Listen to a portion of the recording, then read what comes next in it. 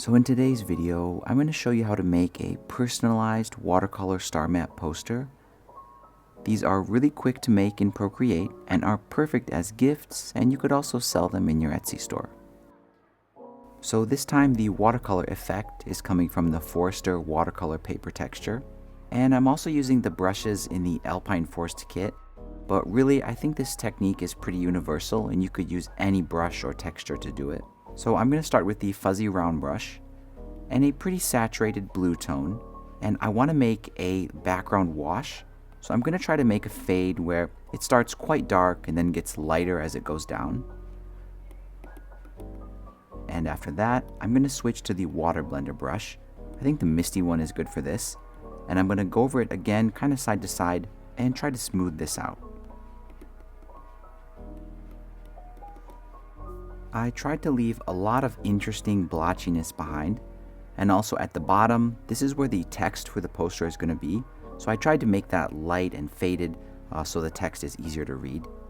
And if you make a large watercolor wash like this, and it has this weird colored blotchiness all over it, that's a common problem and it's really easy to solve, and I'll explain that at the end of this tutorial.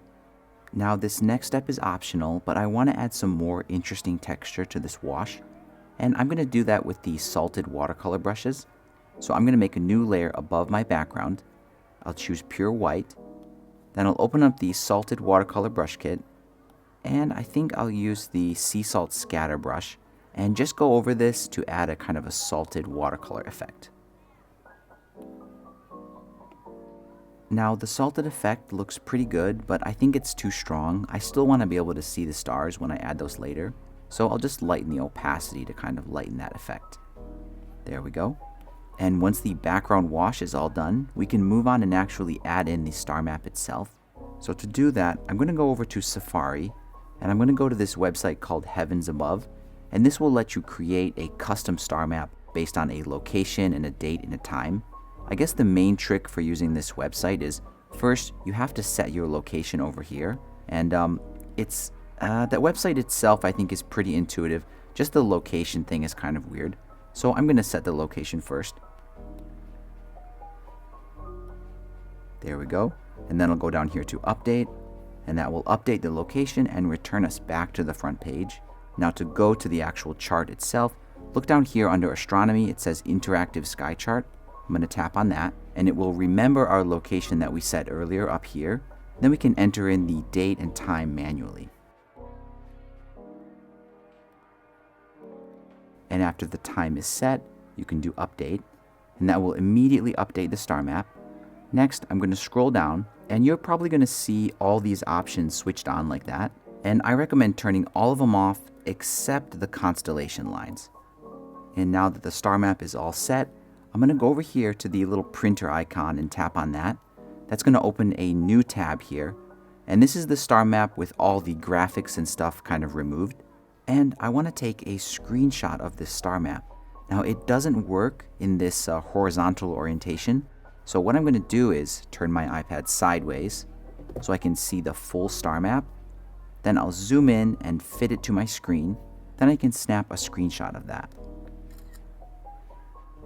And after that, I'm going to go back over to Procreate. I'm going to go to the wrench. I'll go to add, and I want to insert a photo. And here's the screenshot I just took. And after it's placed in there, I want to scale it up a little bit, but I don't want it to get like distorted, so make sure uniform scaling is enabled. And I'll scale it up so it mostly fills the space up here. There we go. After that, I need to get rid of and basically clear all this extra stuff around the edges. So for that, I'm just going to use the selection tool set to freehand. And I'm going to try my best to just circle the inside of the map. There we go. Then I'm going to do copy and paste, and it just cut that selection and pasted it on another layer, and you can see that here. Now the original map is still down there, but I don't need it anymore, so I'm just going to delete it. Then to actually apply the star map to the background, I'm just going to change the transparency mode to divide. There we go. Then I can use the eraser here to basically fix any weird things that I don't want to see on the map. And I can also use it to erase the text if I don't like it in this case. And to finish up this poster layout, I'm just going to resize and kind of play with the position of the map and also drop in my text arrangement.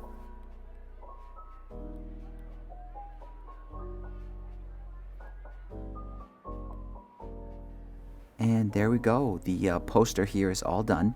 And there's a couple of tips and tricks I want to show you in a few minutes. But for now, here's a look at the final result.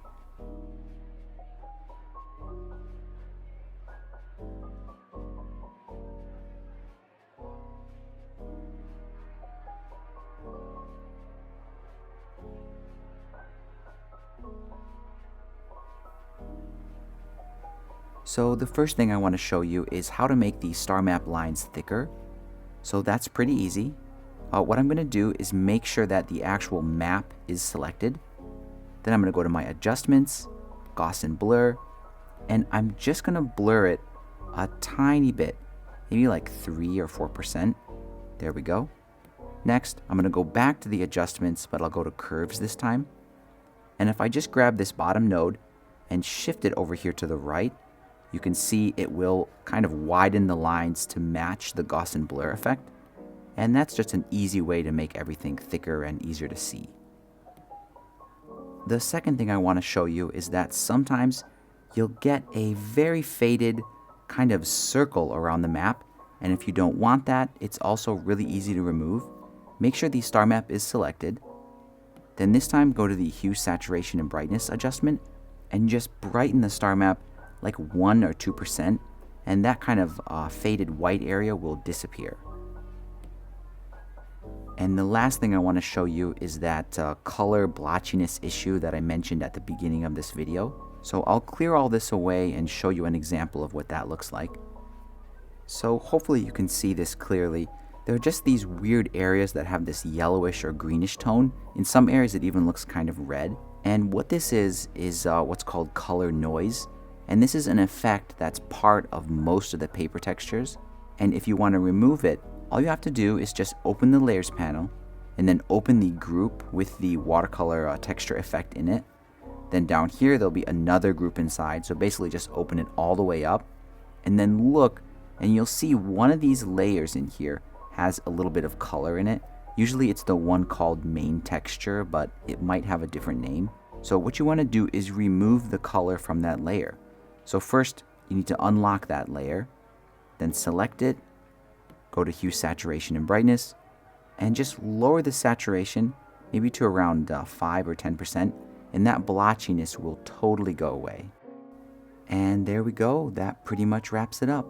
As always, if you think I've earned it, please give this video a like and subscribe to the channel if you haven't already. Thanks again for all your support, thanks for watching, and I'll see you in the next video.